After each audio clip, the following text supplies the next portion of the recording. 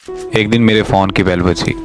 जब मैंने call attend की तो वो मुसलसल रोए जा रही थी और मुझे ये कह रही थी कि हो सके तो मुझे माफ़ कर देना। जो धोखा मैंने तुम्हें दिया था वो पलटकर आज दोबारा मेरे पास आ गया है। जिसके लिए मैंने तुम्हें छोड़ा था वो आज मुझे छोड़ गया है।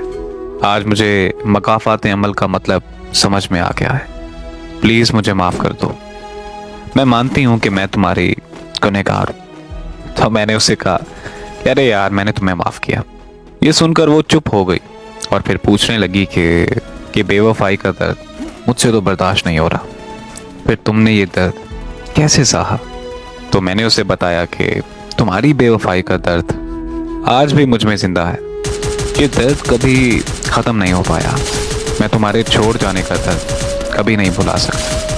बस मैंने तुम्हारे बख्शे दर्द के साथ जीना सीख लिया है।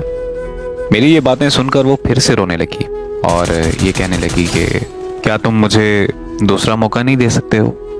मैं भला कैसे उसे इनकार कर सकता था, क्योंकि मैं पिछले 5 सालों से उसकी मोहब्बत के रोग में मुब्तला था और दीवानों की तरह उसकी राह देख रहा था। तो मैंने फिर से उसे दूसरा मौका दे दिया। खोई हुई मोहब्बत का मुझे मिल जाना मेरे लिए किसी मौजे से कम नहीं था। तो मैंने उससे पहले से भी ज़्यादा शिद्दत से मोहब्बत की, यहाँ तक कि मैंने उसके घर रिश्ता भेज दिया था और उसके घर वालों ने हाँ भी करती थी। लेकिन मुझे क्या पता था कि वो फिर से बेवफा निकलेगी। हमारे घर वाले हमारी शादी के दिन रखने ही वाले थे कि उसने मुझे फिर से छोड़ दिया, क्योंकि वही लड़का उसकी ज़िंदगी में फिर से लौट आया था। उसने छोड़ते वक्त बस मुझे इतना कहा था कि प्लीज़ मुझे माफ़ कर देना, और मैंने उसे सच में फिर से एक दफ़ा माफ़ कर दिया था। अब मैं फिर से उसके लौट आने का इंतज़ार करता हूँ। मुझे पता है कि दुनिया वाले मुझे पागल समझते हैं।